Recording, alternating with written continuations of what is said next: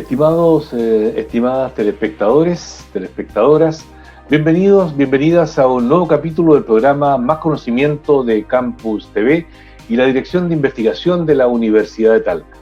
En esta octava temporada estamos conversando con investigadores de distintas universidades del mundo que forman parte de la red de colaboración que tienen los académicos de la Universidad de Talca. Seguramente ustedes han escuchado hablar e incluso han comido hortalizas que se han cultivado en cultivos llamados hidropónicos, es decir, sin suelo. Para conocer más sobre esta nueva tecnología de la agricultura, vamos a conversar con el doctor Miguel Urrestarazu. Él es catedrático de la Universidad de Almería en la Comunidad Autónoma de Andalucía en España. Acompáñenos a Más Conocimiento.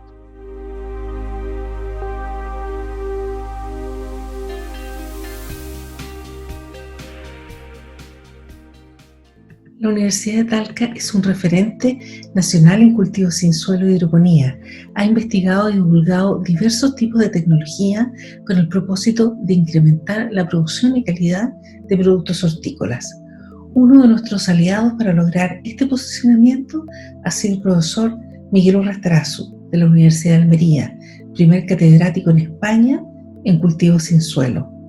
El profesor Urrestarazu es un referente internacional en esta materia, por su investigación, por su aporte a la innovación y la formación de doctores con una alta producción científica y tecnológica.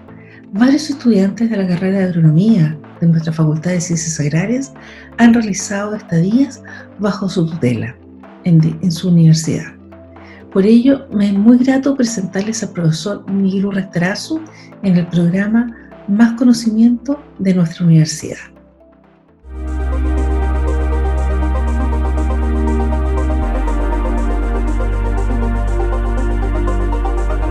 Estimados telespectadores, en el ambiente agroalimentario, hablar de cultivos sin suelo tiene una significancia creciente a nivel mundial. Para conocer más sobre sistemas de cultivo sin suelo e hidroponía, vamos a hablar con un experto, con el profesor doctor Miguel Urrestarazu. Él es catedrático en la máxima jerarquía académica en España, del Departamento de Agronomía de la Universidad de Almería en la Comunidad Autónoma de Andalucía, España. El profesor Urrestarazu es doctor en Ciencias Biológicas.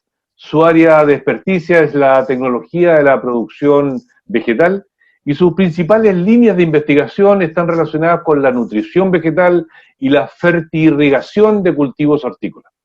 Ha publicado múltiples artículos científicos y capítulos de libros en su especialidad y ha dirigido proyectos de investigación importantes, financiados por el Ministerio de Ciencia y Tecnología en España, la Comunidad de Andalucía, empresas privadas y también de la Comunidad de la Unión Europea. Y finalmente, para describir brevemente sus antecedentes, tiene 4 patentes asociadas a su disciplina. Doctor Urrestarazu, gracias por aceptar nuestra invitación como Campus TV de la Universidad de Talca en el programa Más Conocimiento, en esta octava temporada de nivel internacional. Gracias a ustedes. Bien, antes de entrar en materia científica propiamente tal, de tu especialidad, me gustaría que conversáramos brevemente en esta primera sección algo sobre un poco el contexto, ¿ya? No todas las personas han tenido oportunidad de estar allí en España, ni menos específicamente en Andalucía. Entonces, bueno, un poco para situar el tema, España, ubicado en el oeste-sur de Europa, o el suroeste de Europa, allí, ¿dónde está Andalucía? Bueno, Andalucía está en una región que nosotros establecemos de comunidades autónomas, la región de Andalucía, que está al sur de España, y dentro de Andalucía está en la región oriental, de manera que estamos al sur del sur, prácticamente. Al sur del sur, ya. O sea, ustedes están allí con el Mediterráneo al lado. Efectivamente, nuestro Ya, límite, lo mismo que para vosotros el Pacífico, para nosotros al sur es el Mediterráneo. es el Mediterráneo. Ya. Y a propósito de Almería, Almería es una ciudad, antes de la universidad, hablemos de la ciudad de Almería, es una ciudad pequeña, grande, tú conoces Talca, para Sí, relacionarlo un poco con Talca. sí, prácticamente somos más o menos los mismos habitantes, hay del orden de unos 200.000 habitantes, es una ciudad pequeñita, no tan extensa porque es una ciudad un poquito en el crecimiento vertical, más tanto un poco más que lo que es Ah, Talca, ya. pero comparativamente somos muy similares. Ya.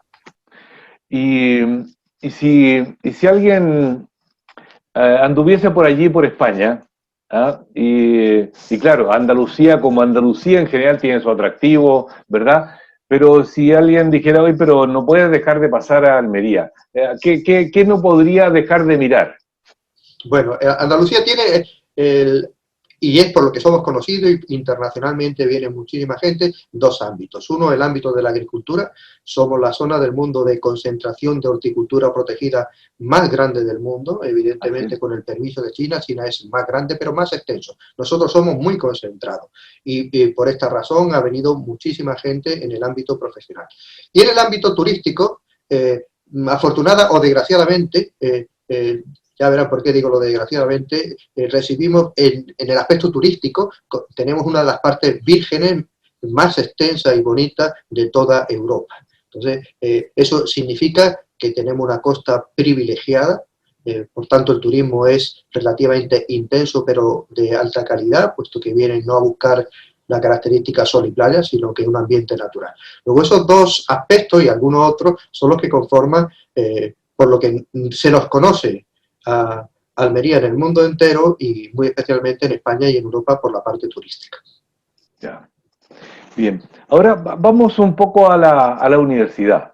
La universidad, según mis registros, se creó en 1993, es decir, del orden de los 27 años. Cerrémoslo en cerca de los 30 años. ¿Es así?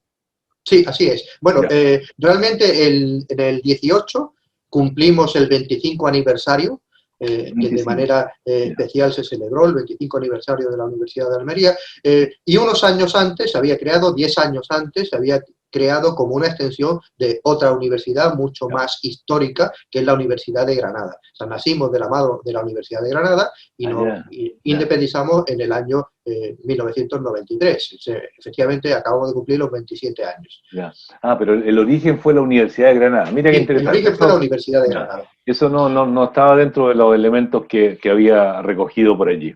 Sí, no, Ahora, y una de las razones por las que se creó fue precisamente esa. O sea, en el mundo de la agricultura éramos muy importantes, bueno, ya, éramos y somos, y espero que seremos muy importantes en la agricultura protegida, y la universidad quería un poco recoger el aspecto tan importante que suponía para la sociedad de alrededor tener una universidad con una entidad propia. ya, ya. Ahora, la Universidad de Almería específicamente, ¿qué ámbitos del conocimiento cultiva? ¿Están todos o están más concentrados a lo agro? No, no, no. La Universidad de Almería nació con el fundamento y todos sus 4 rectores siempre se les llena la boca, como decimos nosotros, de hablar de la agricultura. Efectivamente, somos muy importantes y todos nos referenciamos, pero hay otras áreas de Ya, conocimiento, los que van desde derecho hasta la biosanitaria. ya.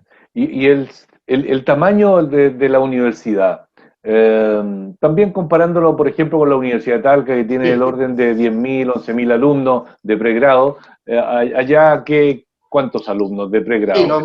prácticamente manejamos los mismos números, Ah, del mira. orden de unos 12 a 14.000 alumnos en nuestra media anual. Ya. ¿Están ahí contemplados los alumnos de posgrado y en qué Sí, ámbito hay posgrado? ¿Tienen programas de doctorado seguramente? sí, efectivamente, están incorporados todos los ámbitos, desde grado hasta posgrado y máster, y tenemos todos los ámbitos. Ya. ¿Y qué importancia tiene para ti, Miguel, la colaboración internacional? Que se da en distintos ámbitos, por cierto, pero en el ámbito de la formación de alumnos, en el ámbito de la investigación, el colaborar internacionalmente, ¿cuál es la importancia? Y también uno puede decir, colaboramos hacia abajo o colaboramos hacia arriba, no solamente Sí, geográficamente, sino que desde sí, el sí, punto sí, de sí. vista de capacidades. ¿Qué importancia tiene para ti la colaboración internacional? Bueno, yo desde que era estudiante, ahora está muy de moda los programas de intercambio de estudiantes internacionales, Erasmus y toda la gran cantidad de programas internacionales que existen, tanto para profesores como investigadores y académicos en general, pero yo soy ferviente creyente de que la universidad debe ser internacional. Y de hecho, la propia palabra y la propia etimología de universidad implica esa universalidad que es necesaria para cualquier universidad. Si antes era muy necesario y no se podía uno estar mirando su ombligo, o sea, pensar que éramos lo más importante, estemos donde estemos, hoy por hoy yo creo que es absolutamente vital que haya este intercambio a nivel mundial, no solo ya a nivel del mundo anglosajón, mundo latinoamericano, sino en todos los aspectos. No hay más que pensar, por ejemplo, en el gran progreso que está haciendo China por el avance tan importante que está haciendo la internacionalización de sus fronteras. ¿Y en qué sentido la internacionalización, voy a decir, mejora? Cantidad, calidad, por qué la internacionalización puede ser un factor, voy a decir, determinante en el crecimiento de una institución? Bueno, uno de los factores que yo creo para contestar a esa pregunta de una forma concreta es la velocidad de avance de la ciencia. Uno puede ser un genio y puede tener una idea brillante, pero antes tardaba esa idea años, decenios, incluso a veces se ha esperado para ver conocimientos con mucho tiempo, incluso 100 años, digamos, de grandes inventos. Hoy se inventa aquí una cosa y a los 10 minutos puede estar colaborando en el invento que está haciendo otra persona en el otro extremo del mundo. Y eso no siempre ha sido así, por las telecomunicaciones fundamentalmente, antes eran muy malas y ahora son prácticamente en tiempo real. Y eso potencia, hace de amalgama para que avance la ciencia a una velocidad mucho mayor. Ahora, con la colaboración que ya desde hace un tiempo tú mantienes con la Universidad de Talca, lo cual como institución agradecemos, por cierto, ¿en qué se ha expresado? ¿Con qué unidades la realiza? ¿Con qué académicos, etcétera? Bueno, vamos a ver, yo tengo casi, me da vergüenza decir la fecha, pero de 1996 tengo una conexión muy sentimental importante con la Universidad de Talca. De hecho, yo participé en un libro, un documento que se recogió en el 20 aniversario de la fundación de la Facultad de Agronomía, y está ahí mi nombre, y yo escribí una pequeña reseña. Y desde entonces hemos recibido muchísimos alumnos, tanto alumnos como profesores de intercambio, sobre todo en mi área, en el área de agronomía, aunque sé que han venido otros estudiantes a otras áreas, que lo he seguido en cierta manera, pero no con la intensidad con la que he tenido el conocimiento de los alumnos en el área agro, como decís vosotros. Ya. Y entiendo que en el ámbito de tu especialidad, parte de los contactos han sido a través de la profesora Gilda Carrasco. ¿Qué tipo voy a decir, actividades académicas consiguen? No sé, estadías, Sí, proyectos, publicaciones. ¿Cuáles sí, son los tipos de colaboraciones específicas? para centrarme un poco y contestar de una forma, digamos que concreta a lo que tú dices, en el año que yo conocí a la doctora Gilda, en Lima, Perú, iba yo a dar una charla, una conferencia de un tema que se llama, en concreto es NFT, un sistema de cultivo hidropónico. Y me encontré que en mi tema había una profesora que salió delante de mí a dar su charla y me la encontré hablando de lo que yo consideraba que era mi tema, porque pensaba que era mi tema. Luego resultaba que ella había hecho su tesis doctoral en Inglaterra sobre eso y fue una total sorpresa. Pero ahí no está la anécdota, pero la anécdota se quedaría en eso, en una especie de defraudación por mi parte de ver que alguien sabía tanto como yo sabía de esa, sino porque allí había muchos profesores, había mucho intercambio de diferentes. Sin embargo, ese fue el germen para una hermosa amistad, al inicio de una amistad, como dice la película en Casablanca, y desde entonces no hemos perdido el contacto. Ella ha estado incluso en su fase académica, política académica, que lo ha hecho bajo mi punto de vista muy bien, y ha estado algo más lejos de la ciencia, pero nunca la ha dejado, y en ese no dejar la ciencia siempre hemos estado en contacto con diferentes proyectos. Fruto de ellos son los manuscritos, los papers que tenemos publicados en común y que seguimos manteniendo, porque yo visito mucho el conjunto de Chile y otros países, pero desde Arica a Punta Arenas pues he andado por ahí, lo conozco, pero siempre Talca para mí, gracias a la doctora Gilda, ha sido un punto de referencia. No visito Chile, o procuro no visitarlo, y si lo hago me regañan por no visitar a Talca. Ya, qué bien, muchas gracias. Doctor Arrestarazu, vamos a hacer una breve pausa y luego vamos a volver ya a conversar específicamente de tus investigaciones, de tu especialidad en hidroponía, ¿ya? Estimados telespectadores, espérennos unos breves segundos.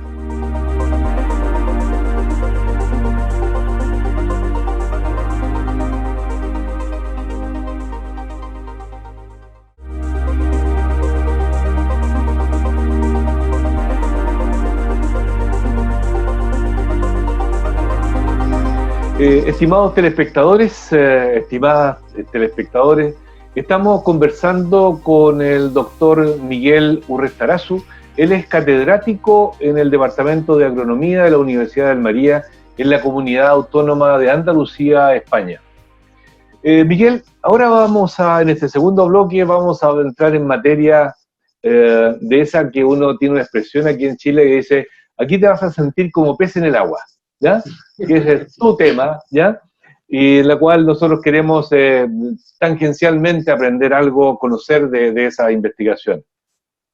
Y en ese contexto a los que crecimos, porque efectivamente fue así, no es una mentira, crecimos en la agricultura tradicional, es decir, en esa que la planta se entierra o se siembra, se planta o se siembra en el suelo, en la tierra, en el campo, le llamamos acá, pero tú la siembras en agua, ¿ya? Una cosa así, ¿ya? Entonces, primero dígame, ¿qué significa cultivar sin suelo? Y en ese mismo contexto te consulto si eso es lo mismo que hablar de hidroponía o es un concepto distinto, más amplio.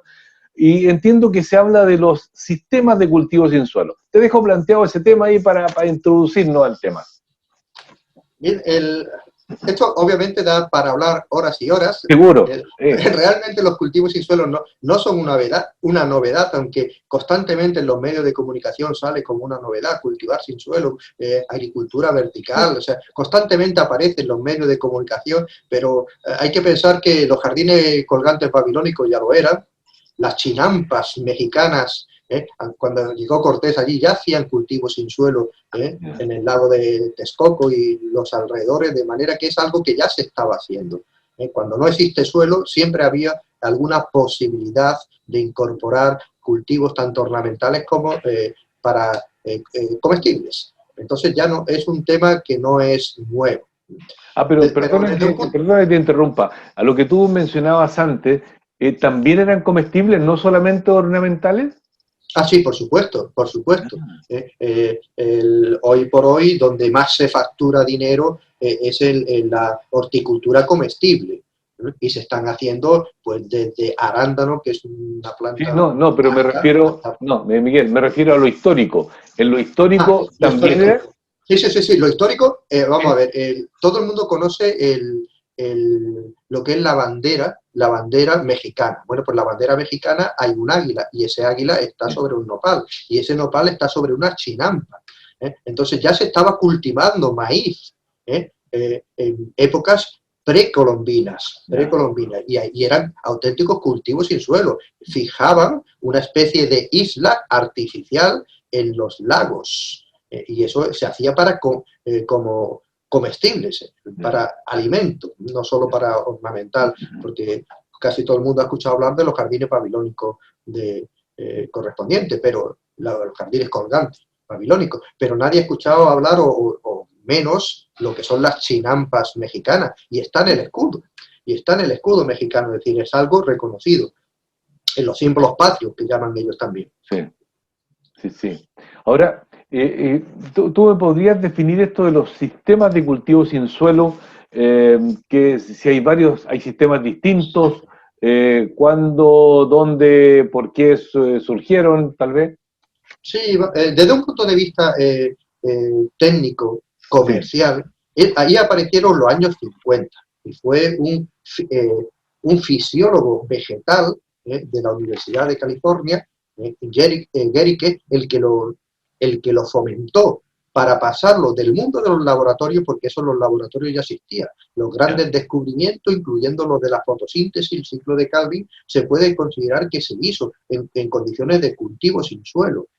Entonces esto ya se sabía en la fisiología vegetal, el mundo de la nutrición mineral, biológica, no solo ya la aplicada, ya se conocía. El gran éxito o mérito fue transportar esos conocimientos que se tenían de fisiología, transportarlo al mundo práctico de dar de comer y servir para las ornamentales fundamentales. Y eso empezó de hace ya muchos años, desde un punto de vista científico-técnico con Gericke. A partir de ahí ha evolucionado muchísimo, se ha convertido en una de las técnicas menos contaminantes, porque mucho se habla de la agricultura orgánica, pero la agricultura mediante los sistemas de cultivo sin suelo son mucho más controlados y, por supuesto, menos contaminantes por unidad de superficie. O sea que esto no es políticamente correcto, no le gusta a la gente decirlo, pero es desde un punto de vista científico-técnico, es absolutamente verdad.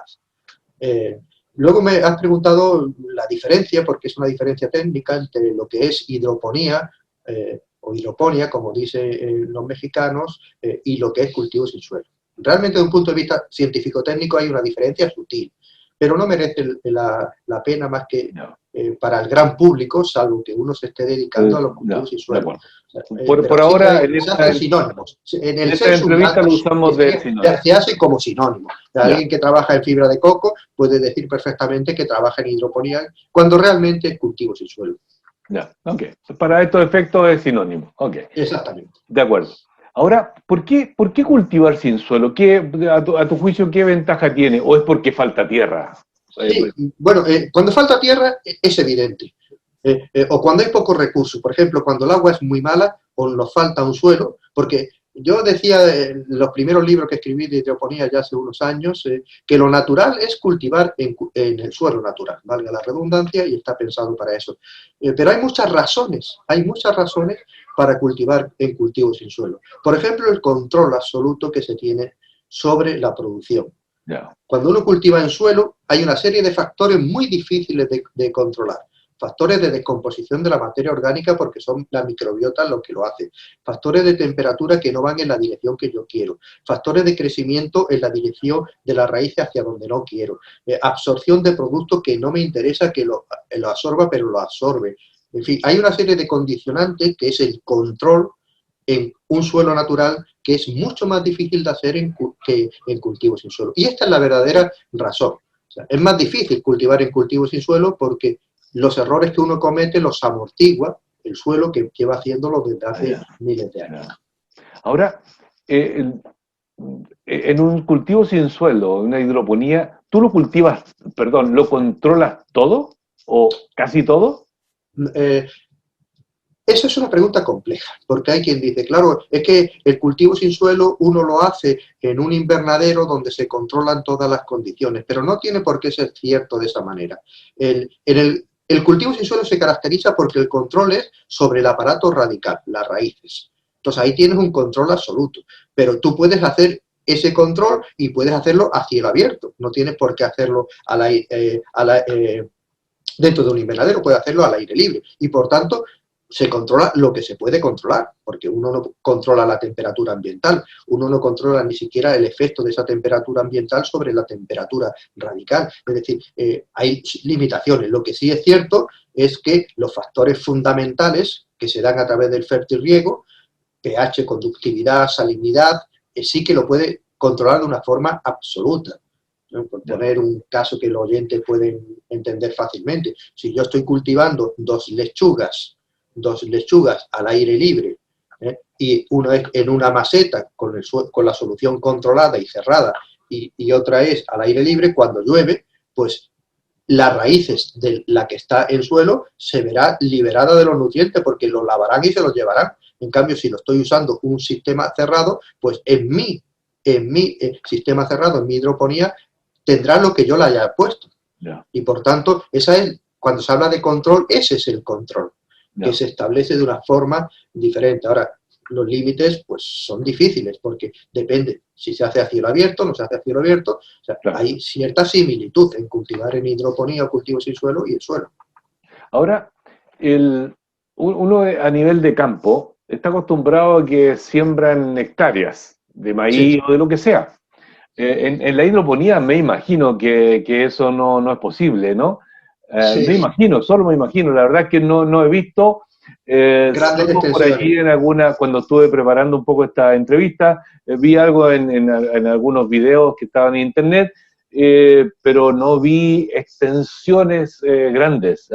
Pero eso también es un tópico. ¿Ah? En general, como es un sistema de una inversión más alta en general que el suelo, pues siempre se hace en sistemas relativamente pequeños, superficies pequeñas. Pero esto no siempre es verdad. Aquí en Almería hay 5, 6, 10 hectáreas, 100 hectáreas que uno puede ver en cultivos sin suelo directamente y llama mucho la atención, pero sí que las hay. Y en otras partes, de manera que ya se está superponiendo ese concepto de extensivismo en la agricultura con el intensivismo que también se aplica a los cultivos sin suelos. Oye, y se habla de, desde la ignorancia lo digo, ¿ya? Uno puede decir frutales y puede decir hortalizas, frutos hortalizas, ¿ya? Este cultivo es para hortalizas, no es para frutos, me imagino, ¿no? O tal vez frutos pequeños de tipo frutilla, por decir algo, pero no para árboles, ¿no? Eso también empieza a romperse ese tópico. Ah, sí, mira. En la zona paltera, en Quillota, ya tienen ustedes algunos cultivos en maseteros de 100 a 200 litros. Ahora mismo en fase experimental, en ciertas universidades que ya tienen cierta extensión. De manera que eso empieza a ser ya también, en cierta manera, un tópico. O sea, para frutales de alto porte, palta, durazno, esta especie que uno puede imaginar, pues todavía no se ha introducido, o tampoco se ha introducido la vid. ¿Por qué? Porque aparte de que la vid da mucho dinero, obviamente, pero son cultivos cuyo valor añadido es pequeño. Pero sin embargo, en los arándanos hay hectáreas a cielo abierto en México y también en Perú, que impresionan las imágenes que se ven. O sea, eso también ahora mismo empieza a ser un tópico. Mira, qué bien. Ahora, esto va a sonar relativamente técnico, pero tú sé que tienes capacidad para responderlo en forma para público general. Divulgativa. El tema de la fertirrigación. ¿Cómo irrigan, cómo en términos generales, cómo le hacen llegar nutrientes, cómo le hacen llegar oxígeno a la raíz? En términos muy generales, por cierto. Sí, en términos generales es matar dos pájaros de un tiro. A ver, ¿cómo es eso? Eso es en el sentido de que antiguamente se pensaba que era la hidráulica, y de hecho parte de mis charlas internacionales, la hidráulica que todos conocemos, que era repartir la gota y la uniformidad del agua. Y por otro lado se utilizaba la idea de fertilización clásica, de repartir el sustrato, el fertilizante en el interior del suelo. Entonces se vio que se podía usar los dos mecanismos a la vez, de manera que nos ahorramos operaciones. A esto se le llama normalmente fertirrigación, pero no es una cosa, digamos, que es muy novedosa. La fertirrigación se lleva usando hace mucho tiempo. Y a mí realmente, a esta altura de mi vida profesional y académica o científico-técnica, me cuesta mucho trabajo escribir la palabra riego, porque ya en cultivo sin suelo no se debe regar, siempre se fertirriega. Entonces esa palabra tan modernita, pues ya une estos dos conceptos tradicionales. Y eso abarata costes y algo muy importante que es aumenta la eficiencia del uso de los fertilizantes. ¿Y eso qué quiere decir? Ah, pues eso no es más que una cosa técnica. No, no. Aumentar la eficiencia del uso de los fertilizantes significa contaminar menos. Es decir, si regamos y fertilizamos, contaminamos menos que si fertirregamos. ¿Por qué? Pues el oyente lo puede entender fácilmente. En la fertilización uno puede hacer 1, 2, 3 fertilizaciones, 4 fertilizaciones en un año para un cultivo extensivo. Pero lo que no toma la planta inmediatamente es lavado por la lluvia. En cambio, si lo doy a través del riego, no puede, porque se le da en la proporción justo de consumo. Y eso conlleva a una menor eutrofización de las aguas, contaminación de los suelos. Es decir, desde un punto de vista ecologista, es mucho más medioambientalmente sostenible o sustentable, como se dice en gran parte de Latinoamérica. Ahora, entre los elementos que tú estudias están los sustratos hortícolas. ¿Qué elementos debes necesariamente asegurarle a la planta dentro de los elementos que le proporcionas? Hay que decir... Perdona que te interrumpa, Miguel. También dentro del desconocimiento del tema. El soporte, voy a decir el soporte, ¿es solo agua y raíces? ¿Ya? Porque he visto en algún supermercado por ahí que a modo de exhibición ponen, voy a decir lechugas, y lo que uno ve es que hay solamente agua abajo, seguramente con elementos, con sus técnicas. ¿Ya? Claro. Pero por otro lado, alguien por ahí le he visto, pero le ponen arena. ¿Cómo es ese tema? Te cuento. En primer lugar, desde un punto de vista científico-profesional, nunca se cultiva en agua. Eso es un error, aunque yo lo digo y hablo del agua, pero realmente se cultiva en disolución nutritiva o en solución nutritiva, como se quiera decir. No se aporta agua. Esa agua tiene las sales necesarias para que la planta viva.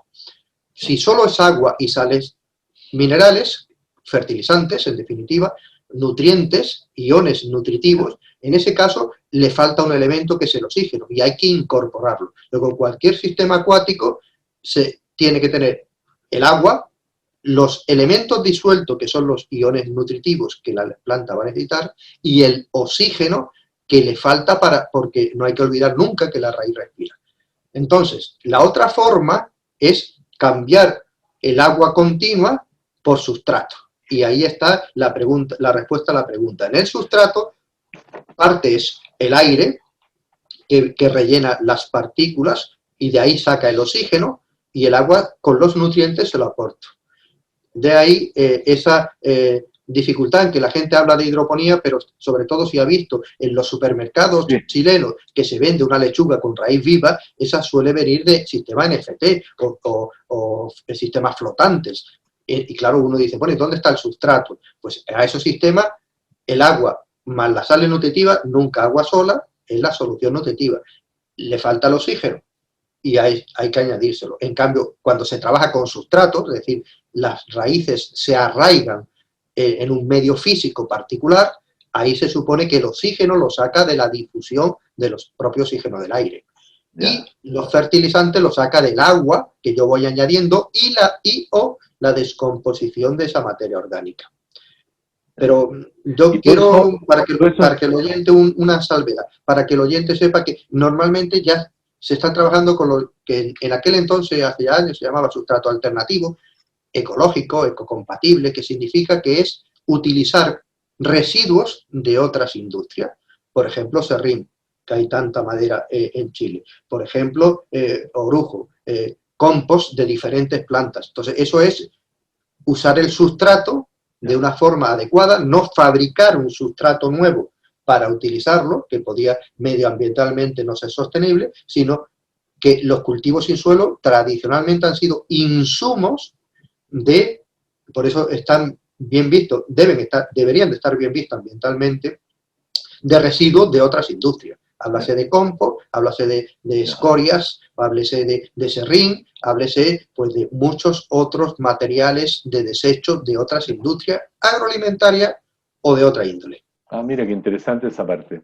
Ahora, seguramente por lo menos a nivel experimental, no sé si ya a nivel de campo, campo permite la expresión, a nivel de producción se hace, seguramente tienen equipamiento que puede medir A, B, C o D nutriente en la planta, la cantidad de oxígeno que está, todo eso hay equipamientos adecuados para hacer las mediciones, me imagino, ¿verdad? Sí, imagínate, en los 30 años que yo ya llevo con este tema y los que me han precedido, realmente los avances ecofisiológicos han sido escasísimos, es decir, muy escasos. ¿Por qué? Porque los fundamentos con los que trabaja una planta, los fundamentos, es decir, pH, conductividad, salinidad, oxigenación, eso ya existía, manejo cultural. El gran avance se ha dado en el control del sistema. El control del sistema a través de los sensores, la microelectrónica, la teledetección, los TICs, los drones, cualquier avance tecnológico es realmente lo que se ha avanzado. En cambio, los fundamentos, uno puede leer los orígenes de Guericke de los años 50 y ha habido poco avance. En cambio, el control del sistema, la automatización del sistema, eso es lo que realmente nos permite. Hoy puedo controlar yo mi cámara de crecimiento vertical desde ahora. Puedo conectar a la vez que estoy hablando contigo y enseñándotela a ti. Pero mis plantas siguen basándose en los fundamentos. Yeah. La ventaja es que yo puedo verla. Puede avisarme de que hay un corte de luz, puede avisarme de que hay una pérdida de presión, puede avisarme de que hay un marchitamiento, puede avisarme de que el color verde no es suficiente verde y he detectado con una cámara térmica que está pasando tal o cual impedimento. Pero esos son los avances profundos de los cultivos. Miguel, a propósito de que los avances en los últimos varios años han ido por ese lado, porque un poco la ecofisiología se ha mantenido en las plantas, como dices tú, ¿las patentes tuyas apuntan al ámbito de la tecnología o sí, más sí, al ámbito de la fisiología? Al ámbito de la tecnología. Yo tengo una formación biológica o científica originaria, pero desde que esté en la escuela, la verdad es que la persona se sorprende de saber que no soy ingeniero. Más ingeniero electrónico. Efectivamente. Piensa en otras cosas. Yo entré por la nutrición mineral de forma de ciencia, pero ahora, obviamente, trabajando en agronomía, en el mundo de la producción vegetal, hay que trabajar con el concepto de la economía eficiente. Entonces, inevitablemente es aplicar la ciencia a la técnica. Rentable, por supuesto. Qué bien. Y mis patentes, que has mencionado esas 4, porque la habrás visto en el currículum que yo te he mandado, pero ya hay otra. De hecho, digo de forma un poco presumida por mi parte, que la última que estamos trabajando es una compartida con una universidad chilena y un compañero chileno. Mira, qué bien, qué bueno. El decano de la Universidad Católica, Pontificia Universidad Católica de Valparaíso, estamos patentando un tipo de contenedor especial. Ya, mira qué bien, qué bueno. Me alegra esa noticia, en que participe también un chileno. De la innovación, porque el tema de la innovación, yo, si bien es cierto, no estoy en el terreno de la innovación, me encantaría, debo decirlo, porque yo estoy convencido que la innovación es fundamental para el desarrollo de los países, no hay duda de eso. Investigación asociada a innovación. Yo estoy totalmente convencido. País que no innova, país que se queda en la trastienda. De que la mayor parte de las innovaciones, pues ahora la gente no lo sabe, pero lo están haciendo los chinos. O sea, imaginábamos que los chinos estaban copiando patentes, pero ahora resulta que ellos son una fuente de producción. Y entonces, claro, por eso, lo mismo que hoy se habla en inglés, yo estoy convencido de que dentro de 10 años será un mérito hablar en chino por la importancia. ¿Y por qué? Porque ellos innovan y tienen una tasa de innovación muy superior a países que uno piensa que son los más innovadores del mundo. Sí. ¿Sabes que eso que acabas de decir lo escuché hace algunos años? De que el idioma del futuro, justamente a propósito de esto, de la investigación, la capacidad de investigación que tienen y la capacidad de innovación que están empezando a tener, el futuro se viene por allí, por el ASEAN, ¿ya? En forma fuerte. Vamos, Miguel, acercándonos hacia el final de nuestra conversación. Me gustaría saber qué antecedentes tienes sobre hidroponía en Chile, en Latinoamérica, desde el punto de vista de producción. Los que son agricultores, voy a decir, ¿le creen esto a la hidroponía o prefieren seguir a lo más tradicional? ¿O dejan un espacio así como para ir probando? Bueno, Chile es un país complejo, por pequeño, aunque largo, es un país complejo. Es decir, yo tendría que decir rotundamente que sí. ¿Y por qué? Porque mis conexiones con Chile han sido siempre ligadas a la hidroponía. O sea, yo he estado en Antofagasta en pequeñas producciones, pero muy productivas, y he estado asesorando a personas o ayudando a personas y que decían, mira, si yo no vendo más porque no produzco. Y en Chile ahora mismo, en el mundo del NFT, proporcionalmente yo creo que es uno de los países que más está teniendo un incremento de sistemas como NFT. O sea, y por tanto Chile está muy bien. ¿Cuál es la razón? Bueno, la razón, por lo que sea, porque ha habido emprendedores. Y digo que es un país complejo porque la región tuya, la región del Maule, la región central, es una región de hortofrutícola. Más arriba hay otra. Toda la parte norte, que conozco también muy bien, de Arica, es la que abastece de tomate a Chile, a Santiago, desde el norte, con un transporte incluso por avión o por transporte terrestre muy largo, y sin embargo por su clima lo está haciendo, y allí había una gran cantidad y sigue habiendo una gran cantidad de hidroponía en sustrato. En cambio en la parte del sur, centro, pues existe una gran importancia. Yo sé que en los supermercados allí chilenos, desde Santiago en concreto, pero todo el país, pues se está abasteciendo con lechugas de las que tú comentabas hace un rato, de las lechugas hechas en sistemas hidropónicos, y son muy eficientes. Ahora estamos redactando un libro para publicarlo, y gran parte de las fotografías que salen en él son de Chile, dentro de Latinoamérica. Gilda me dijo que estaban trabajando en un libro, puede ser por ese allí. Efectivamente, ese libro que bueno, por la novedad, no sabía si decirlo o no, estamos trabajando en una nueva edición de un libro ya escrito en inglés para ocupar también esa parte del mundo anglosajón científico-técnico. Sí, me lo comentó, y como no estamos mostrando ninguna imagen, no va a dejar de ser novedad, ¿ya? Así que, bueno, me alegro mucho por ese producto que está saliendo allí.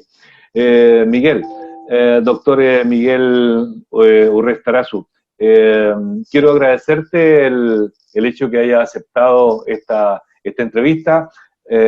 Por mi parte, he conocido de algo así pequeñamente de lo que es la hidroponía, y te agradezco tu tiempo para Campus TV.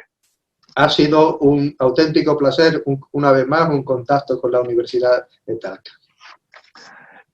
Estimados telespectadores, hemos conversado con el doctor Miguel Urrestarazu. Él es catedrático en la Universidad de Armería, específicamente en el Departamento de Agronomía, y es especialista en producción vegetal. Todo está la universidad dentro de la Comunidad Autónoma de Andalucía, España. Hemos hablado de cultivos sin suelo, de hidroponía, que es su especialidad. Todo un mundo nuevo, aunque tiene su historia, como él ya lo dijo, pero tiene todo un mundo por desarrollar hacia el futuro, y particularmente en nuestro país y, por cierto, en el mundo entero. Gracias por acompañarnos en este capítulo y nos vemos en una próxima oportunidad. Hasta pronto.